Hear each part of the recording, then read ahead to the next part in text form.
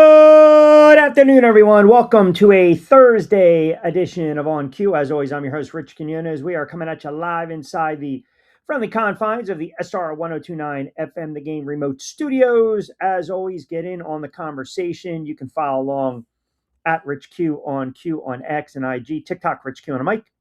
That's the best way to get social with me. We are firing off on Rumble, Kicks, our Twitter account, as well as the YouTube channel. You guys have been fantastic with the subscriptions, growing every day. So I cannot thank you enough. So let's get right into it. Hope everyone had a good Sports Wednesday. You're enjoying your 12th of March, 2026, little power hour on this Thursday. And, the NFL, as we kind of carried over our conversation yesterday with all the movement going on in the NFL, and how now you've got Maxx Crosby coming out saying, he's all in, he's going to be a Raider, which I think is a crock.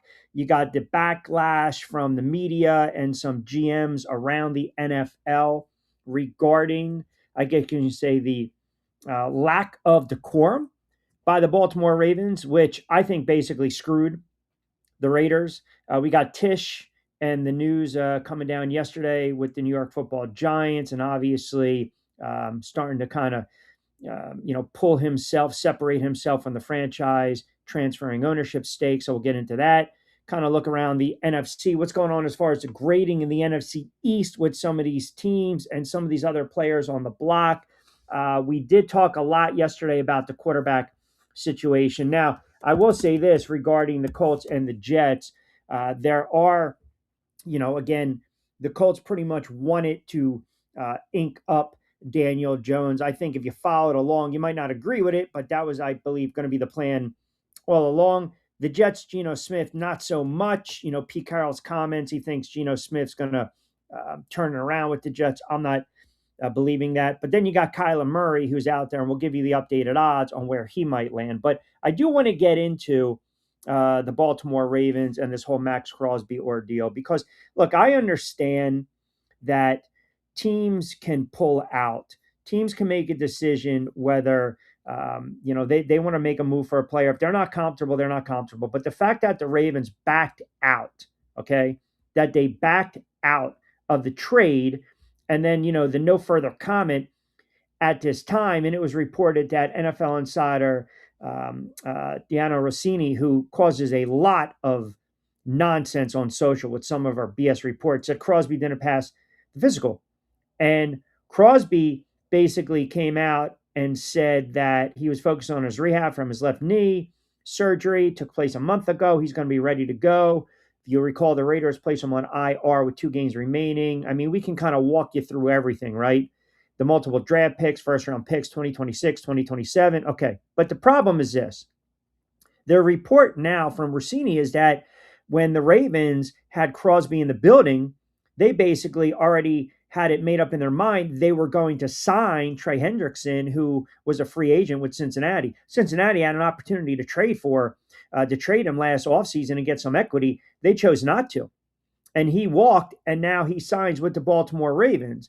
And I just think there's such a disconnect to what's going on because then it gets a little goofy, right? So if he's in the building and Crosby's in the building, that makes for a really awkward kind of meeting conversation. You ink them for 4 years, $112. Is it just possible that the Ravens decided we're going to back out because they already had in their mind they were going to sign Hendrickson and not Crosby? I think, listen, I think again, I don't believe it was not because of a bad physical. I think they backed out because they knew they already had Trey Hendrickson.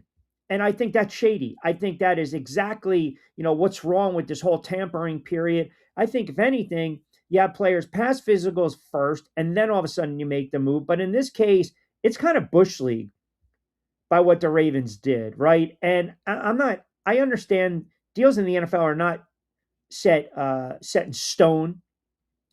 I understand all of that, but they also have a history of backing out of deals. Do they not? And I'm not talking about when they tried to orchestrate the trade for Terrell Owens back in 2004. Remember now, Owens' agent missed a deadline to void the contract. And then Owens didn't want to play for Baltimore. And then that's when you got that that extra team settlement, and that set him to the Philadelphia Eagles. But if you go back and look at the Baltimore Ravens over the last several years, they have done this before. Have they not? The Crosby recently, 2 days ago, the Brockers back in 2020, that was a 3-year, $30 million deal with the tackle. That was voided after a, quote, independent doctor expressed concern over a left ankle injury. Ryan Grant, remember that back in 2018? That was a 4-year, $29 million contract. He failed a physical due to an ankle injury. Brock Marion back in 97. So their MO, they've got a history of doing this, right? They have a history of doing this. And I just believe that they kind of scam the rest of the NFL, and they scammed the Raiders. And I think it's a shady look, and it's a bad look. And the other thing is, if you listen to the Ravens GM speak, if you are Raiders fans, that's got to push you over the edge. Hearing what Eric DeCosta is saying about Maxx Crosby, how, oh my God, they wanted it. They're, just absolutely, a sucker punch to the gut. We were so excited. Here we go. They had all these discussions with Spy Tech. You bring in a player of his caliber. You want as much information. I mean, wow. He just kind of rambled on about the speculation that they decided to pursue Hendrickson. Oh, by the way, at a price of $28 million instead of giving up 2 first-round picks. That's the other thing that I think gets lost in the sauce here. I think not only did they back out because they had buyer's remorse, they realized, wait a second, we can get a free agent and we don't have to give up draft picks. Nah, we're going to renege on this deal and we're going to back out. That, to me, that is a major problem. And the NFL should investigate and look into it. Now, like I said, if you want to use the excuse and you want to put it in a vacuum and talk about not passing the physical, the bottom line is this. DeCosta can't fool anyone with the idea that he was trying to pair Maxx Crosby with Hendrickson. He's just covering his ass. The Ravens currently have $60 million in salary cap space. So if they were to pay both edge rushers, they've had $4 million left to play with their draft class and then fill out a roster. So, Hendrickson can sit there and he can claim he had no knowledge of the Crosby trade, and I'm not going to put it on him. At the end of the day, he's a free agent. He's going to sign what's best for him and his family and his career. But you almost have to wonder why the Raiders suddenly wanted to negotiate after already using all these resources to fact check, to vet, to see what's going on with Crosby just a couple of days ago. Like DeCosta, to me, that's a crock of shit. That's BS.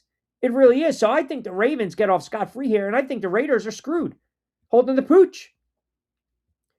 Look, you are allowed to back up, but there's an etiquette involved, right? There's an etiquette, and I think moves like this will scare some teams with wanting, and players with wanting to deal with the Ravens going forward.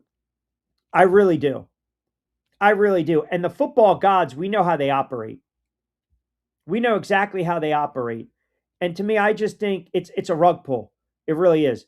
It's a rug pull. And then got Crosby's agent trying to shoot down the Ravens' attempt at the damage control, right? And here's the smoking gun, too, because of what Rossini is reporting, right? She is basically, if she's coming out saying that, Baltimore staying in touch with Hendrickson's camp the other day, most in the Ravens building, including the front office, knew they were landing the former Bengal this morning. That's what she reported.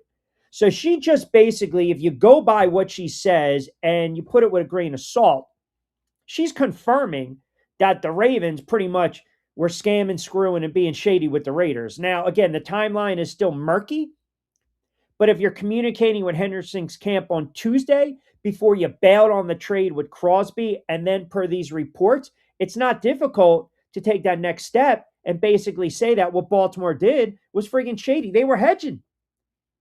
And that is a bad, bad look. It is a bad look. And I'm telling you, it would bother me if I'm an agent, if I'm a player, if I want to deal with them going forward. It really would. 40 past 1 o'clock hour. We'll open it up. Don't forget, hashtag on cue. Got some comments coming in. Let's rip them off. A lot of NFL to get into. And I'll get into Maxx Crosby per se. Smooth operator. 15 chimes in. You think the Ravens GM snake move will affect other teams doing business with them? I believe so. I believe so. I think there's an etiquette involved. And I think once, you do something like, look, there's a lot of GMs in the NFL that are not happy. They're just not. They're not. Now, am I going to sit here and tell you, and I'm not going to say this on the record, is there, I'm sure the conspiracy is that that they faked his failed physical, which is a very serious accusation. I am not saying that at all. I'm playing devil's advocate, but it's a bad look and it would be a terrible move by the franchise. And again, it kind of makes no sense, right? Because if you're reported that you're actively going after both players, right? And then if you have multiple doctors that have concerns about health of a knee, including the Dallas doctor, who I believe also worked on Mahomes or did the surgery for Mahomes, then to me, I would sit there and say, if I'm playing devil's advocate, well, maybe the Raiders are just salty because Baltimore wasn't confident. But the flip side of that is this. If they already had the other player in the building, and then they realize we can sign him without giving up 2 number 1 draft picks, to me, that's shady. That's basically dangling the Maxx Crosby carrot, okay, and just using that as leverage to sign Hendrickson and maybe make it a little more vital, a little more call to action. Well, we've got Crosby in the building, but we want to sign you first and foremost. Let's get the deal done. We don't want to give up 2 first-round draft picks. So, like I said, it's a bad look. And I think the NFL, look, a fine does nothing. Can you dock him a pick? Sure, but what kind of precedent are we setting? Because we know all about the legal tampering period in the NFL. It's Bush League. Ravens GM panicked because 12 players left him. Somebody thought some of their key guys he would resign, so he needed those picks back badly. That's exactly what I think. That's exactly what I believe. I believe they decided, oh my God, look at all the players that we're losing. Pardon me. Look at all the players that we're losing right now. We got to figure out what the hell we're going to do because this is not good. This is not good at all. And we are certainly not going to give up, 2 first round draft picks. So we need to recoup. We panic. Buyer's remorse. Man, I love the car, but oh my God, I can't believe I'm going to pay these monthly payments. What the hell was I thinking? I can't afford that. It's exactly what I believe. Yeah, there's a part of me that totally believes that. I do. And we're going to go around the NFL, as I said. We'll get to a lot of the NFC East news and notes. As far as Crosby, he was kind of put in this precarious position. But here's the thing. If I'm Maxx Crosby, you did not want to play with the Raiders anymore. You made it abundantly clear that you wanted to move on from the Raiders. You wanted no part of the rebuild. You made it clear you wanted out of Vegas. It was a cluster, toxic environment, pissed off at Carroll, pissed off Geno Smith, stunk, bad franchise, can't do anything offensively. You're not going to get paid. You're underappreciated, blah, blah, blah, right? And now you come out and now you're all in. Run it back. Man, fraud. Because I got to be honest, you're going to sit there and commit. And I'll tell you something else. Just because he's going to commit after this Knicks trade, it doesn't mean the Raiders still don't want to trade him. And that's why I think now the Bears might be able to scoop in. And now you might have a little more leverage and not offer up 2 first-round picks.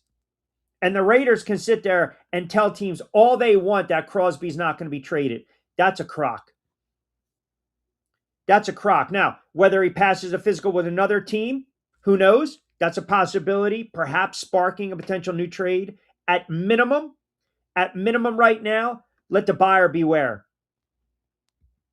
Because as of last year, the Raiders gave Crosby a new deal. So now he's talking, you're looking at a player $35.3 million. It's now moved to 46, right? Since 46. You're talking about the current market, right? And it was a solid contract. And that deal's got 4 years left. That's an average of $29 million per year. So I think for him to come out and say what he said, I understand why he's doing it, but he's got no other choice. So the all in, weren't you the same dude that wanted to get out of the Raiders? You were not happy. There were reports that you didn't like having Brady's guy around. You weren't happy at all. Guerrero around. So I think there's a lot of BS kind of going on right now, to be quite honest with you. I really do. A lot of BS.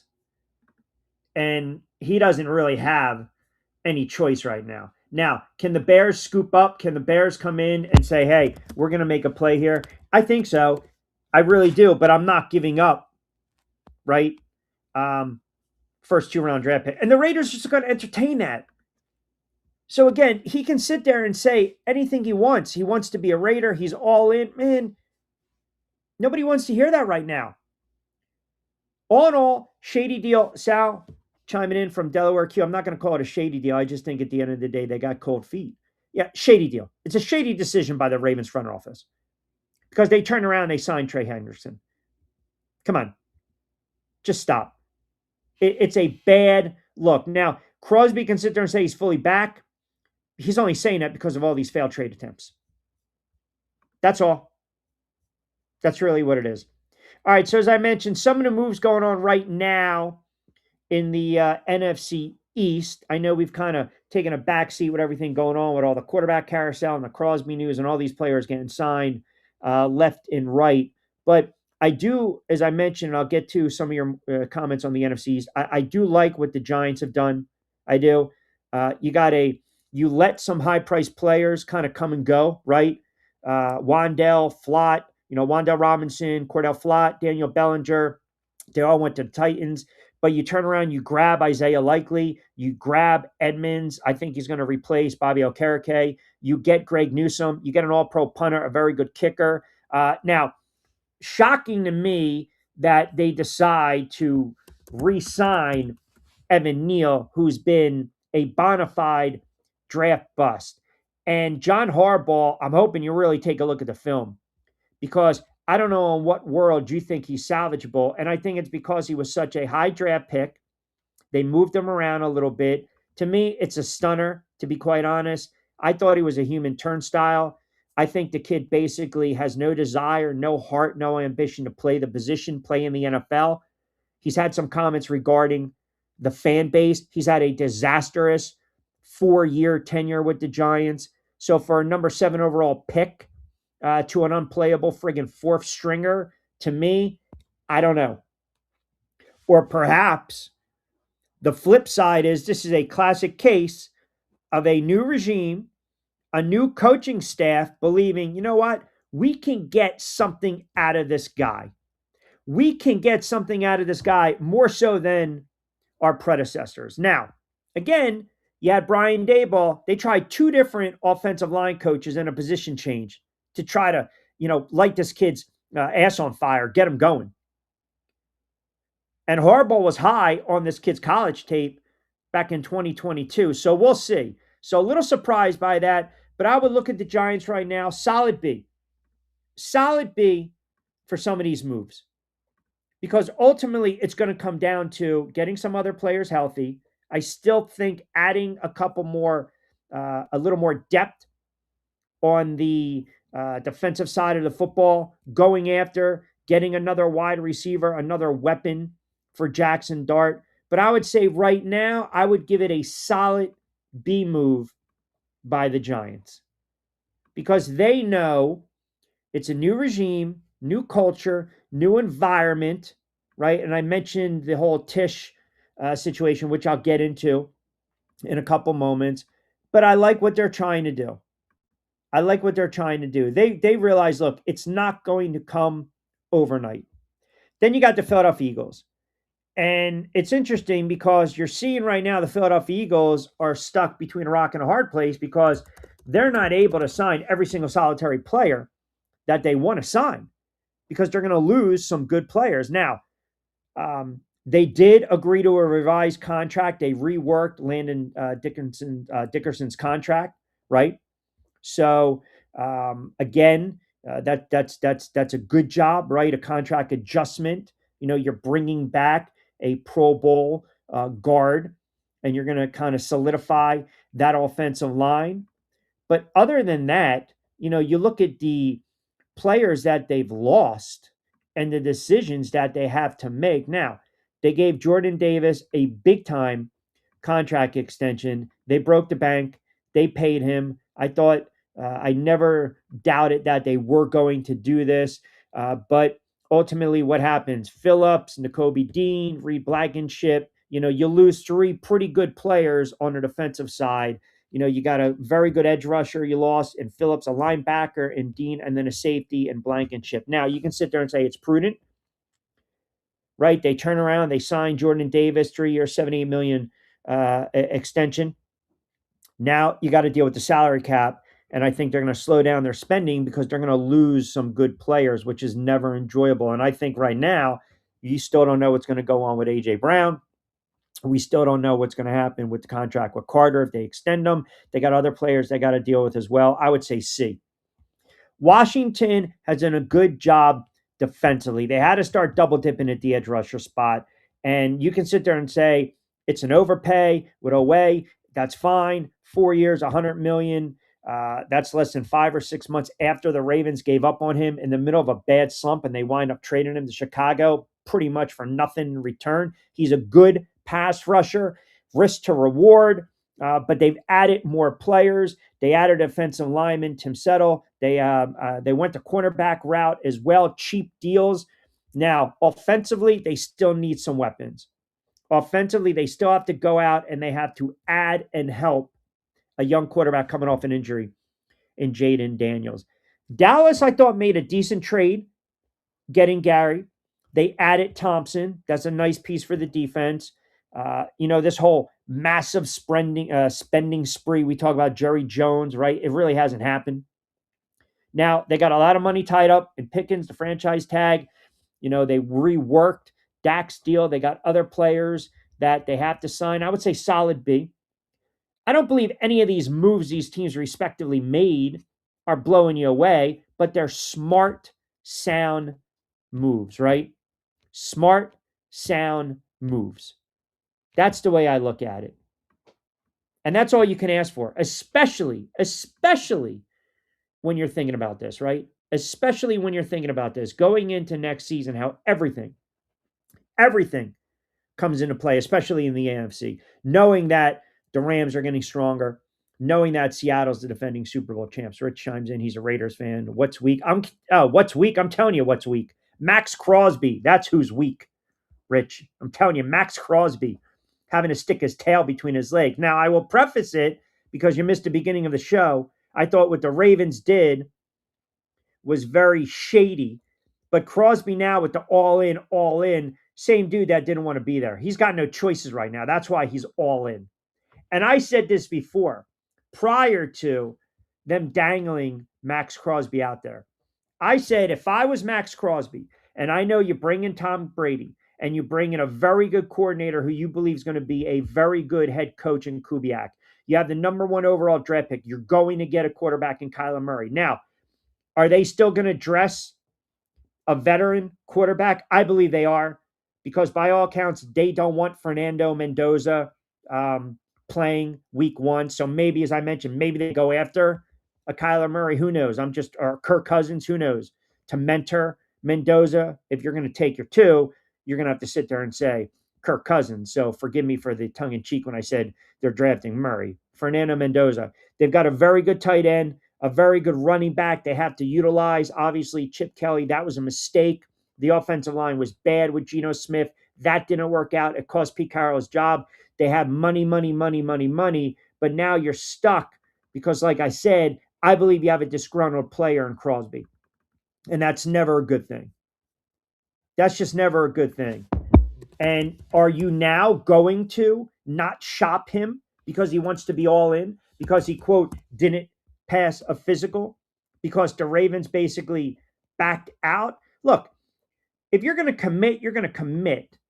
And you're going to sit there and say, I'm a Raider. Yeah, it's because Baltimore backed out. If Baltimore doesn't back out, you're with the Ravens, you're a Ravens, and you're happy, right? So you can sit there all you want and say everything happens for a reason, but I think he's just kind of being a front runner right now because he realizes He's stuck with the franchise. So now you got to make the best of it. He's a very good player. And I've argued the risk to reward, 28 years of age. He's a game wrecker. Am I giving up 2 first-round picks? I didn't want to.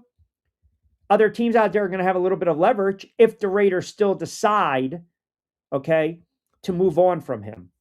I think it's a weak look by him, and I think it's even a weaker look by the Baltimore Ravens.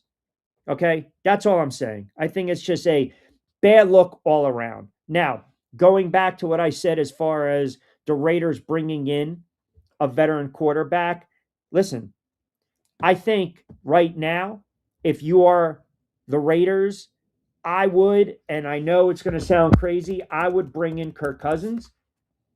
You have a guy that's been around for 16, 17 years. I mean, Kirk Cousins has been around for a long time. He's been around for a long time. And the Falcons obviously made it official. The Vikings, I don't know if they're going to swoop in. Are the Vikings going to kick the tires again with Kirk Cousins? Been there, right? Been there, done that? I think Cousins, to me, would be an ideal quarterback for Fernando Mendoza. I really do. I do. I think at this stage of his career, Kirk Cousins realizes, let me mentor. I made enough money. You know, I might have an opportunity to play early. Now, the last thing you want to do is what Aaron Glenn did and what Brian Daboll did when you bring in veteran retread quarterbacks. Now, if you go back, Cousins was with Kubiak, right? Kubiak was Cousins' quarterback coach with the Vikings in 2019-20. He was also his offensive coordinator in 2021. Kirk Cousins knows the playbook. So now all of a sudden, you put Kirk Cousins in the quarterback room with a young, talented quarterback. Now I can kind of simulate. I can get what's going on. Maybe the game slows down for me early, but I would not, under any circumstances, if they were to sign Cousins today and you have Kubiak out there, say Kirk Cousins is going to be starter week 1, because the Giants made a mistake doing that with Russell Wilson and it lasted a couple games and it stunted the growth of Jackson Dart. And then Aaron Glenn basically coming out in so many words saying that Geno Smith's going to be week 1 starter is absolutely ludicrous. That's the last thing a head coach wants to do. It really is. So I think right now, the Falcons, you knew they were going to make that move. They signed Tua to compete a little bit with Michael Penix. The Vikings, we're going to link them, obviously, to Cousins. I think they're going to be aggressive, trying to go after Kyler Murray. So that kind of leaves the Raiders as the favorite to land a veteran quarterback. And I think that's a smart move. I've gone on the record, and I think the Raiders can turn it around fairly fast. I really do. I think they can turn it around fairly fast because they've got some pieces in place, and they're going to have a franchise quarterback. You bring in a vet just in case. You've got offensive weapons. You fix the offensive line. You can't allow that any quarterback back there getting sacked 50-something odd times. I love the head coach. You bring in Brady. You can whisper in his ear a little bit. You can bounce off some ideas. It's a great fan base. It's a good franchise. And, oh, by the way, who the hell knows what's going to happen in the AFC West? We don't know if Patrick Mahomes is ever going to be 100%, and that team's getting older. Bringing Kelsey back is pointless. Denver, was it an aberration? The Chargers are an enigma. And I'm not going to suggest the Raiders can turn around and win 11 games. But I can tell you this, they can easily win 6, 7 games, maybe 8 games next year and be competitive and not have the season over in October. And that's all you're looking for. That's all you're looking for. Sergeant Delaware chimes in. Q, I agree with you. I think it was absolutely shady. Can the NFL come down and dock Baltimore picks? I don't think they're going to. I just don't see it. Cousins better quarterback to learn from him, and Mendoza have a similar game. It doesn't matter. Ravens low line is horrendous. Mark Andrews is a wash. Number 1 wide receivers 5'8". Parma will come for the Ravens this season. The football gods have a very interesting way of smiling. Do they not? They always figure out a way to smile. All right, quick timeout. A lot more comments coming in. 2 o'clock straight up on the East Coast. Don't forget, it's a Thursday edition of On Cue. Rich Quinones here. Subscribe, like, comment to the YouTube channel. We're also on SR 1029 FM The Game, part of the Coastal Sports Digital Network. Download the AUDACY app.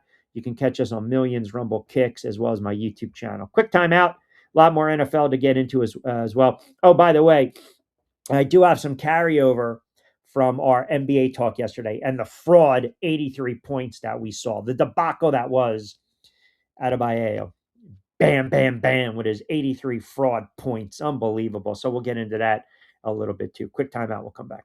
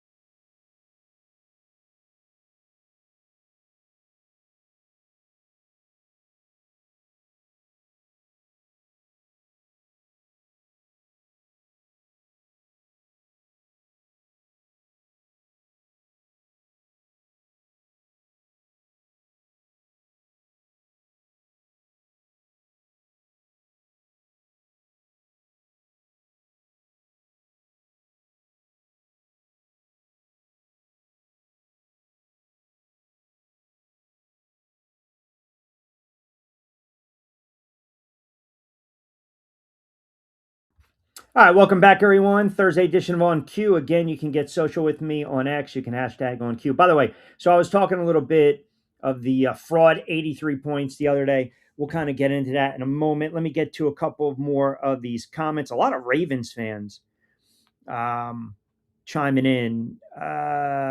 AG, no one's ever going to trade with the Ravens again, Q. I hope it was friggin' worth it. Howling offshore. I'm not sure that Henderson is a better player than Maxx Crosby, Q, but think about this. I really believe cold feet. Forget about the physical. It was two number ones. That price was too steep. Kyle Buckets chimes in. Q, it's an awful look for the Ravens. Ravens fans would expect to see the repercussions of this beyond the 4 years. So listen, it's a bad look. I mean, there's really nothing more you can say. That's not how you should operate as a franchise. But we've seen worse things in the NFL. That's why I kind of hate the whole tampering period. I really do. I think it's just like it's ludicrous. It really is. Like tampering. It's like the NBA. We know for a fact that these guys are signing, right? We know for a fact that these guys are going to be signing. These guys are like all over the place. Kevin chimes in. Q, would you make of Tisch and the Giants transferring ownership? I think you had to. I think you have to. I think you have to. Like, if you are the Giants, you had to separate yourself from co-owner Steve Tisch. You just had to. There's no way you can sit there and he cannot be part of the franchise. He just can't. He really can't. There's nothing to like defend. There's nothing to sit there and debate. He just cannot be part of the franchise going forward. He can't. And the Giants needed to separate themselves. And I understand exactly why Tisch is doing it. You know, billionaires want to protect their assets. They want to protect their assets at all costs. And that's one of the reasons there's the backlash and the pressure, right? So where there's smoke, there's fire. And you guys know me. If you've listened to me, for those that are just tuning in, you guys know off the air, I'm a huge Giant fan. But I'll constantly kill the franchise because they've been a joke of a franchise for the last 15 plus years. But there was pressure and backlash ever since those emails came about. You're talking about these emails and this email exchange with Epstein. So to me, something had to be done. So this move basically It's transferring the family's remaining stake in a trust. So now, and I got to look at the, how just the family members, how everything links up. So Tish has his siblings, Laura and Jonathan, to pass their ownership to their kids. And basically, what they didn't want to do is deal with the NFL or fellow NFL owners. They just didn't. And they basically put most of their 45% ownership shares in a trust. They had to protect it. Billionaires protect it. It's a $10.3 billion franchise that was founded back in 25 by the Mara family, and they own, obviously, the controlling stake. And this is not on Tish's family or the siblings or the grandchildren. This is on Steve Tisch. This is on Steve Tisch. John Mara and the family have owned the Giants since 25. Tisch and his family have been part of that since 91. Tisch Family Trust since 2023. So that's kind of break down, the equity, if you will. And they knew they were going to do this, but I think now it's just got expedited. Yeah, you unfortunately, and not unfortunately, you just can't have him part of the Giant franchise. You can't. You can't. I'm sorry. It's just it's a bad look knowing what we know with everything that's going on with that POS Epstein. We just know. Q, what do you think offensively the 49ers need to do in the offseason to be more competitive? That is Statman chiming in on X. Listen, I like the makeup of the 49ers if they are a healthy team. And the 49ers have been one of the franchises and one of the teams over the last 5, 6, 7 years that have just been decimated with injuries. You're playing in a very tough division in the NFC West. Obviously, you do have a disgruntled player here and there, do you not? Right? So, we'll wait to see what's going to happen with Brandon Ayuk. They are expected to move on from him, right? He hasn't been released. He's 27. He's dealing with some injuries, but he's a talented but diva-esque wide receiver, but he needs to stay on the field. But offensively, I do like their weapons. I do. I think the 49ers can turn it around. I do. I think they can turn it around. Let me see what we got there. Clyde Stew chimes in. Q, no one said nothing when Kobe took 60 shots to make 60 in his last game. Shaking my head. Roderick Martin chimes in. What a bunch of friggin' haters. Oh, you're talking about Bam's 83. Yeah, I posted that short on my channel. Listen, you guys are missing the point with that. You're missing the point of what you saw, what you witnessed the other night. Kobe had a clean, legit, even I'll say this, Larry Bird with his 60 plus only went to the line 16 times, and that was 9 days after McHale broke the Celtics record. Bird broke it. That's why Bird told McHale, get back out there. I'm going to break this record soon, and he did.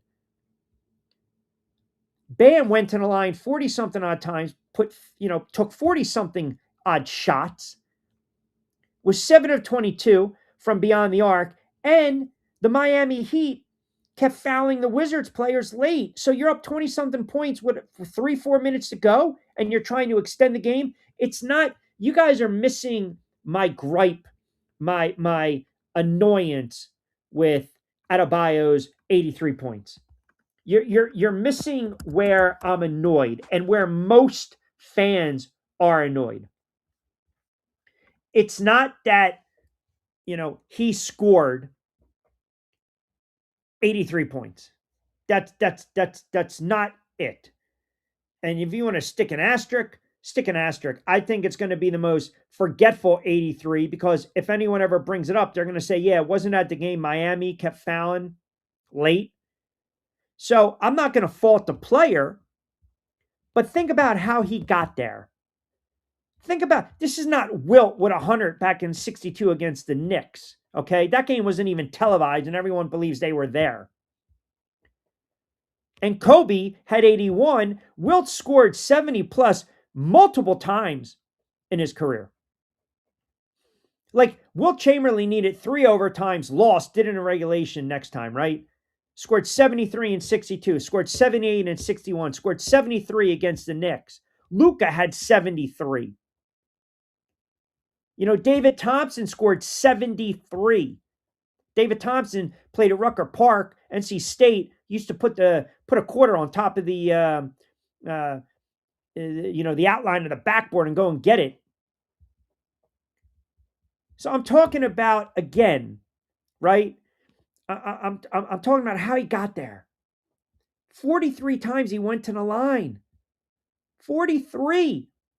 And Sixers fans saying, well, how does it stack up against Embiid 70 against a bad Spurs team? Hey, listen, he went to the line 23 times in that game. But he also beat an 8-35 team with a barely 20-year-old rookie who now is a star. So you can asterisk all you want. And I don't want to hear from Heat fans about the Heat culture because that was Bush League. It really was. 81 to me, that was a legendary performance, but Wilt's 100 is always going to stand. So when you want to argue, Bam, Kobe, 83, 81, whatever, that's fine. What I'm saying is how he got there. It was, you've got players that are basically missing free throws on purpose to foul Wizards players, to stop the clock, extend the game, and get more possessions for him. That's weak. That's weak. You want to call me a hater? Call me a hater.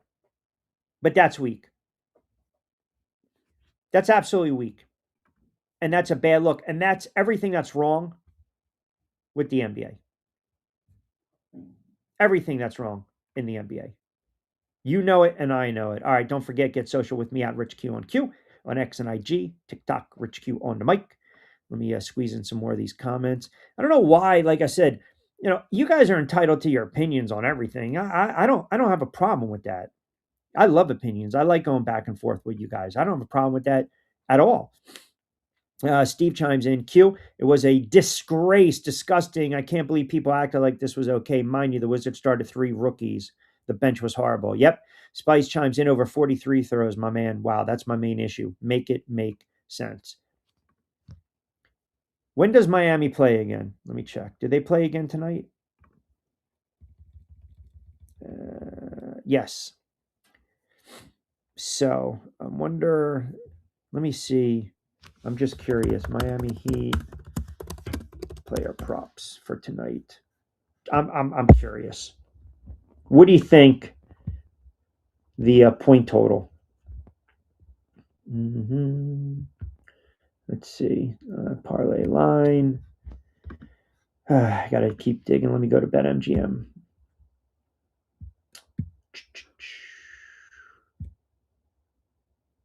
Over 19. Wow. So you're looking at a 45% return on the investment. First basket, 11 of his last 50 games. Forget about the assist, blocks, steals. So here you go. So you're looking at over 19.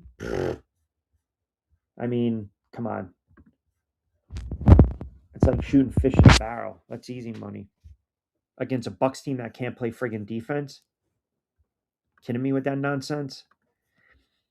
I just think it was a bad look. And again, it's not, it's nothing personal against a player.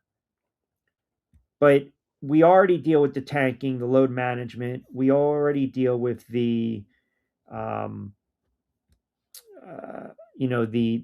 matador defense in the NBA. And I just, it was just bad. 36 of 43 from the line against a team that's tanking. Okay? And oh, by the way, what Kobe did, that was in a comeback win. And this player continued to score in the fourth, and they led by 28. Does anyone not see a problem with that? So you guys can sit there and say, whine, whine, whine, bitch, bitch, bitch, moan, moan, moan, complain, complain. They were up by 28 in the fourth. And he's basically still playing, pop a shot. Come on. It's just, what are we missing? What are we missing?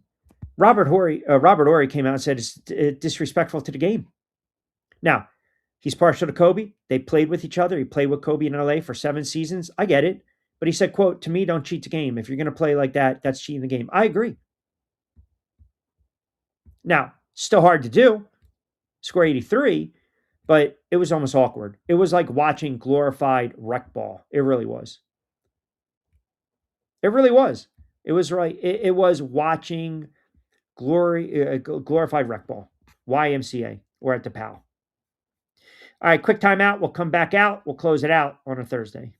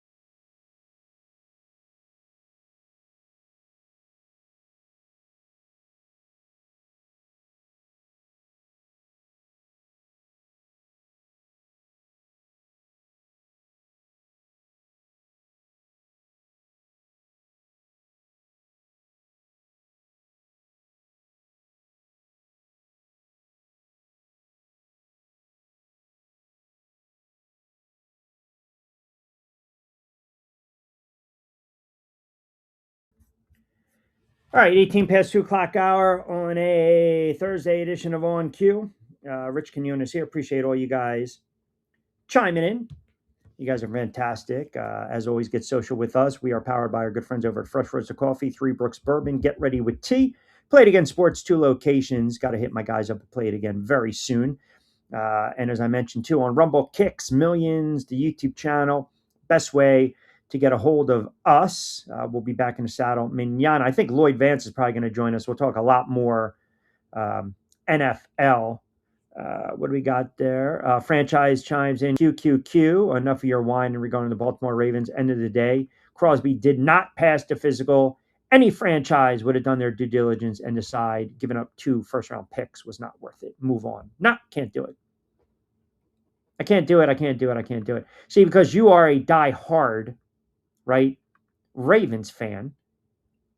Everyone knows that. So obviously you're going to back the Baltimore Ravens. But as I mentioned to you, if you look at their history, their MO, I mean, this is what they do. And I'm not talking about Owens. I gave you a litany.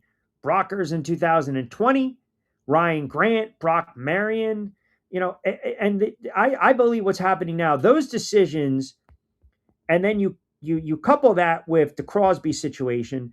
That's why there's a lot of frustration around the league. And I believe it might hurt teams. It might hurt the Ravens because teams are going to be very reluctant to want to make deals with them. Because if I'm the Raiders, I'm thinking, oh my God, I'm getting 2 first-round draft picks, plus cap, plus money, plus we're drafting a franchise quarterback, plus I've got talent. Now think about that for a moment.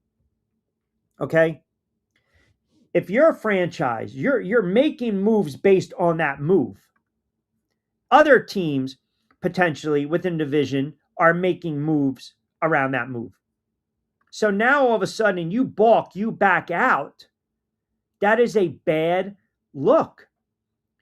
It's a bad look. So now you got the Raiders that are pretty much unable to pay Crosby at the end of the day going forward. Now you bring in new players. Now he wants to look for a new home. You got other players that might have been interested in signing with this team. Meanwhile, you got the Ravens that have lost 9, 10, 11 players. We talked a little bit about Lamar and reworking that deal. Now you don't have Crosby. And oh, by the way, you don't give up draft picks, but you do sign Hendrickson. It is a domino trickle down effect. That's all I'm saying. And I feel as though some people forget that. I really do. Heat 6 chimes in Q. I don't know why you're crying about it. I thought it was unbelievable. 83 points. Sounds like you're salty because you're a Kobe guy. It's not even that. Again, it's how you got there. You took over 40 free throws, 40 friggin' shots. You kept fouling Washington. As soon as the ball's in bounds, you go out, you miss free throws on purpose so you can get more shots. That's a disgrace. That's a shit show. It's another reason you can't take the NBA serious. I'm not a Lakers fan. Kobe was an assassin. I love Kobe Bryant as a player, but I'm not a Lakers fan. I'm a Knicks fan. Did I enjoy watching the Lakers in the heyday? Sure. Showtime? Sure. Kobe and Shaq? Sure. It's fun to watch. But again, don't misconstrue it. Don't get it twisted, right? Do not get it twisted. Don't. You can't. What you're trying to do here is you're comparing apples to oranges, okay? Apples to oranges. It's not me getting on the player. This has nothing to do. I don't care if the player's name was, Joe. I want to say Joe. Well, Joe Smith. We know Joe Smith's and Joe Johnson, but you know what I'm saying. It's how you got there. That is a bad look for the NBA. The NBA is dealing with what over the last year plus?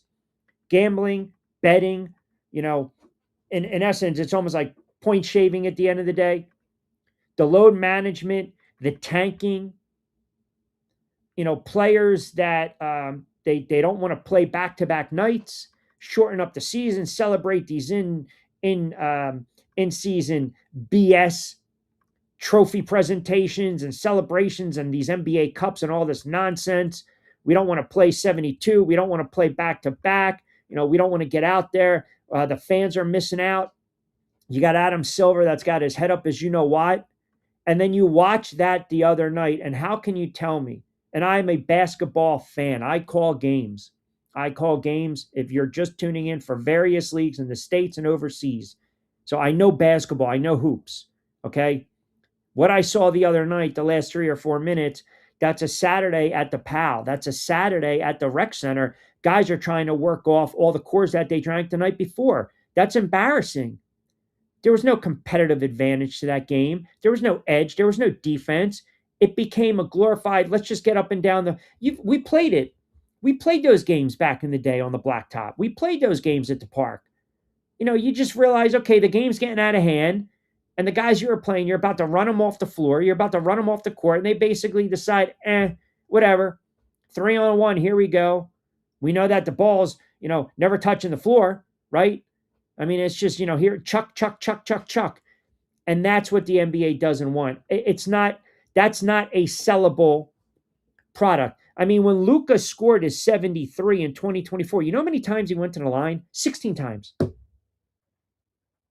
He wasn't 7 of 22 from beyond the arc. He was 8 of 13. He didn't shoot 40-something from the field. He was 25 of 33. That's a clean, legit 73. A clean, legit, in a game that was 148-143 against the Hawks. That's clean. That's clean. 15 to 16 from the line, 25 to 33 from the field, 8 of 13 from beyond the arc. That's clean.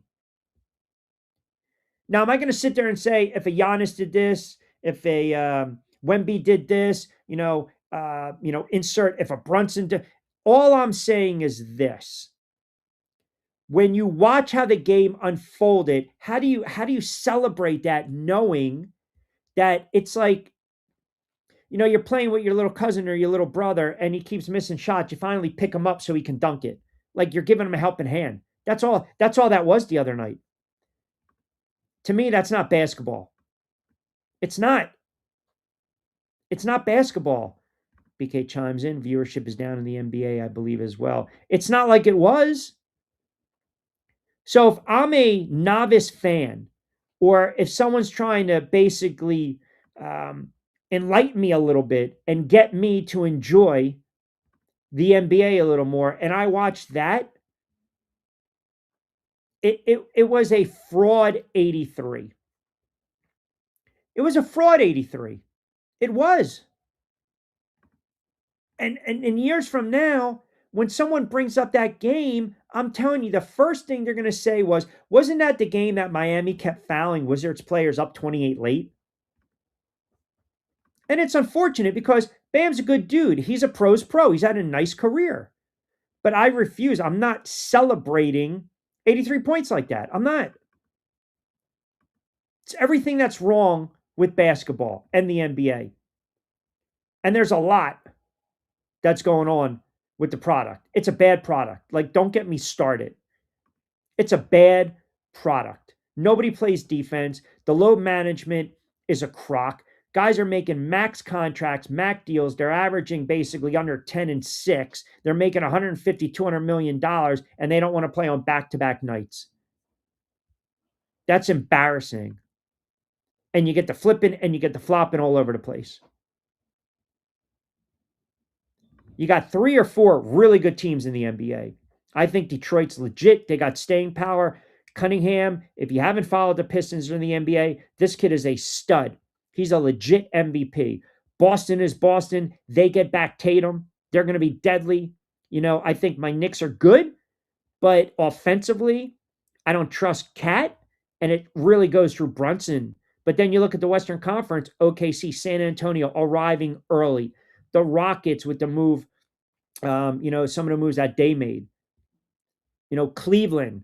We talk a little bit about Cleveland Eastern Conference with Harden. Other than that, like I said, 3 or 4 teams, top heavy in the Western Conference. And I think you got 2 or 3 teams coming out of the Eastern Conference. Miami's not going to do anything. Toronto's not going to do anything. Sixers aren't going to do anything. I don't think Orlando or Cleveland. It's going to come down to Detroit, Boston, and the Knicks. And then the Western Conference, OKC and San Antonio. I mean, that's the separation. That's the separation. Obviously, it might be 1-2, OKC and San Antonio. Houston just needs to play very good defense and lock down defense. Now, I'm starting to get a little worried with the Houston Rockets. Starting to get a little worried with the Rockets all of a sudden. Durant will give you the flashes. We know that. But again, I need other guys to step up. Is that going to be Smith? Is that going to be Thompson? Defensively, if they can't ratchet it up, if they can't do what they do, their brand of basketball is limiting transitional buckets, second chance shots. Defensively, they were really good about 3 or 4 weeks ago. Not so much now. NBA's new TV deal has us as the viewer with no clue where to watch if we wanted to. Yeah, that's a really good point. That's a great point. The other night, I'm sitting there saying NBA, New York Knicks, NBA, New York Knicks. That's a great point. And here's the other thing. The fact that inside the NBA, you're not even watching it anymore. Honestly, ESPN was supposed to give all these guys some FaceTime. And now it's just, the other thing is too, but so many of the shows, and I do this for a living with the content and the pod and the radio and the broadcasting. So I know that it does become saturated and you have 1,000 talking heads, right? And you've got 1,000 different opinions. Like, there's a reason I won't bring on certain NBA writers because they're going to try to push their agenda that the product is good. There's a reason I won't bring on certain beat guys that cover certain teams in my backyard, i.e. the Sixers and or the Wizards and or the Knicks, because some of these guys are basically going to just push the narrative because they don't want to upset the apple cart. They just don't. They don't want to upset the apple cart. They don't want to say something negative. So I look around and I'm like, okay, well, let's talk about the product itself. Let's talk about the product itself. And there's a lot to be, it leaves a lot to be desired. It really does. Look, the NBA back in the day, we all wanted that 90-87 game. We wanted that 87-86, Miami, Indiana, Chicago, Detroit, the Knicks, the Spurs, the Lakers. We wanted the low scoring games. We're not getting that. We're not that era is done. I get it, right? That dog's not going to hunt anymore. I'm moving on from that. I'm over it. But I can't watch the product and sit there and say this is a good product when there's zero defense and guys are late kicking and flipping and flopping. You got big shooting 10 to 15 times from beyond the arc. You got players making a lot of money that are constantly nicked up, that constantly don't want to play, that constantly refuse to play on back-to-backs or the load management, i.e. Embiid, who's already dealing with another injury. You get some old dynasties that are getting older and pretty much done, i.e. Golden State Warriors. Yeah, it's a young man's game. It is. It is. And there's some bad coaching in the NBA. I think what Mazzulla has done with the Boston Celtics is remarkable. It's absolutely remarkable. Now you get Tatum back, they're going to be a tough friggin' out. I mean, I love them coming out of the Eastern Conference. But there's also some really bad coaching in the NBA, and guys don't have a clue what they're doing, especially with rotations. They just don't. Or they run these guys into the ground. And then we sit there and say, well, why are they not playing on back-to-back nights? So, yeah, it's definitely a mixed bag. But it's a bad product. It's a bad product. Nikki chimes in, Key, I'm a diehard Knicks fan. What do you think about Towns and Brunson? Can they get back on track? I don't know. The Knicks better figure it out fast. Seriously. They better figure it out real fast. I mean, for all intents and purposes, they should have beaten Indiana in the Eastern Conference Finals. And you guys remember, I went off on Thibodeau after they choked. I said when they lose this final, fire him. When they lose this Eastern Conference Finals. But right now, I'm looking at this team, and they have some bad stretches from the floor. There's no rhythm or rhyme to the offense. And if you look at some of their last couple games offensively, they're stagnant. I can't have Brunson basically carry the load. I just can't. I can't. And Cat frustrates the hell out of me. I've been saying it for years. How can you be that big and have that talent, but you're soft? He's got no physicality to his game. None whatsoever. He's a soft player. Nice kid, nice guy, talented player, but he's soft. They need to maximize Karl Anthony Towns. Like, by the numbers, he's having a decent season, not a great season. And I've said this for years about Cat. For years. Obviously, he's just, still having his cup of coffee with the Knicks, but I'm talking about all those years with Minnesota.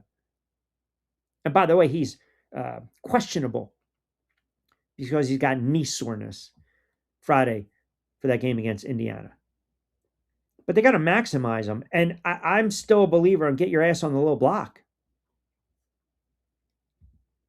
Now, he's shown in little spurts he can carry the Knicks, but at the end of the day, I can't rely on him late in the game. He gets in foul trouble, and his shot selection is piss poor at times.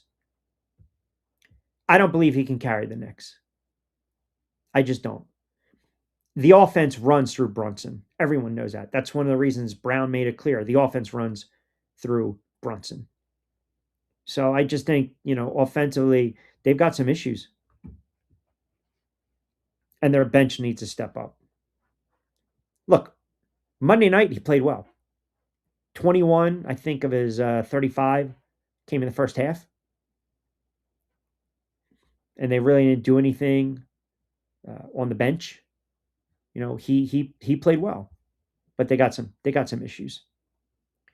I hate watching my Lakers when LeBron plays, so I don't even bother watching now. I just wait for the playoffs and hope for the best. The Lakers are a hard watch. I think this is it for LeBron. I've said it for a while now. I mean, at this point, I feel like the divorce is imminent. Look, that division is not good. They're 40-25, I believe.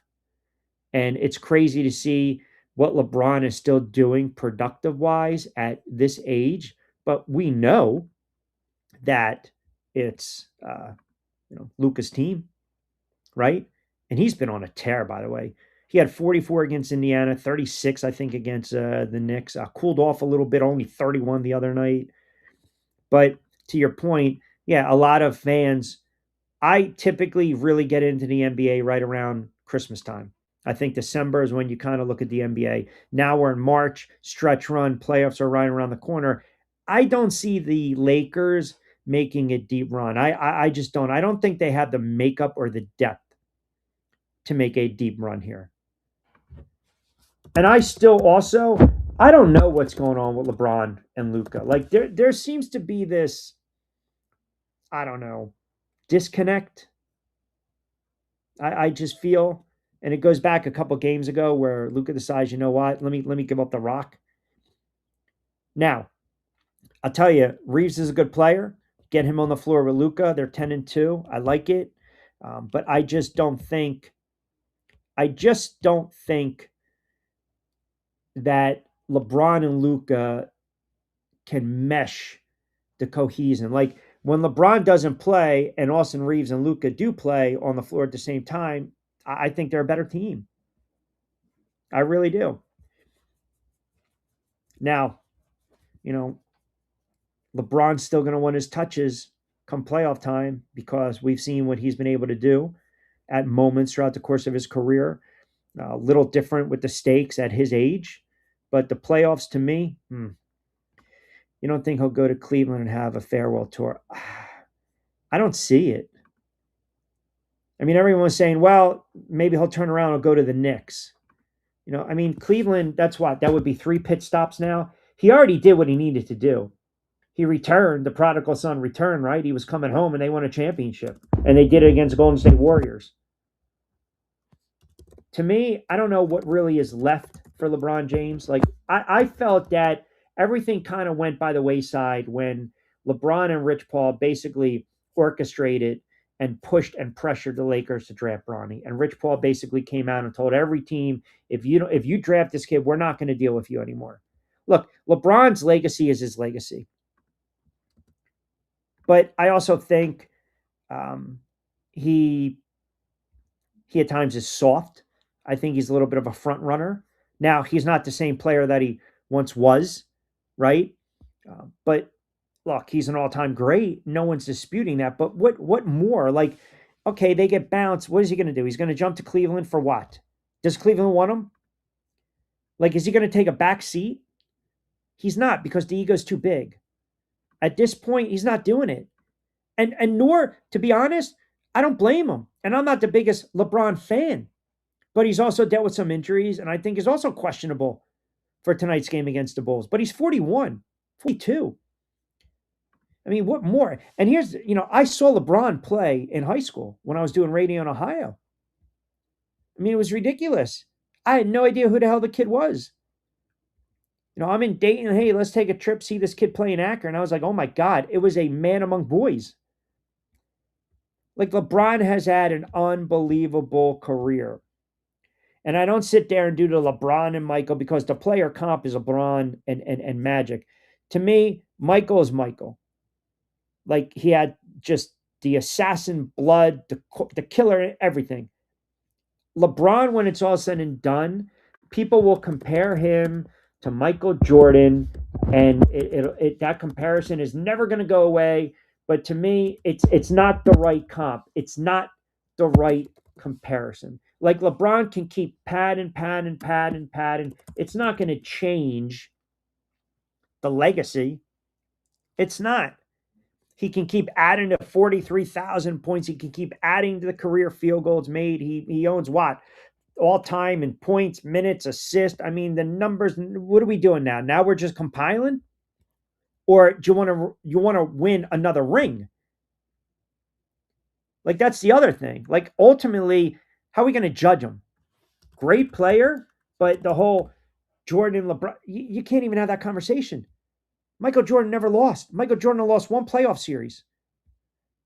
After he became, when we're talking MJ, I should say, because he lost obviously early on in his career to the Celtics and the Pistons. But you know what I'm saying. Like, that run that they had, even when he came back after retirement, they lost to Orlando. They won 3 straight after that. It was very rare Michael Jordan lost playoff series. It really was. It really was. And again, different era, different, we're in a different age, but his record, 119 and 16 in playoffs, 6 championships, 6 finals appearances. He never had to endure a game 7. Like Jordan and me, if Jordan doesn't retire, they're winning it 94, 95. They're winning 91, 92, 93, 94, 95, 96, 97, 98. That's how great they were. That dynasty was ridiculous. 30 and 7 overall. 25 and 1 playoff record from 91 to 98. So I'll let that debate go on, go on, go on. I just think the Demon LeBron is going to want a Kobe-like farewell tour. And you know what? He can have it. LeBron can have that. LeBron James has earned that right. So if LeBron decides to come back one more season with the Lakers, right? Or he's with Cleveland or said team, he can have his farewell tour. Yes, he's earned the right. I don't like LeBron James like I used to. A lot of what he's done and said has really turned me off over the last several years. But I'm not going to sit here and tell you that LeBron James is not an all-time great. LeBron James has earned the right to have that farewell tour. Sure, absolutely.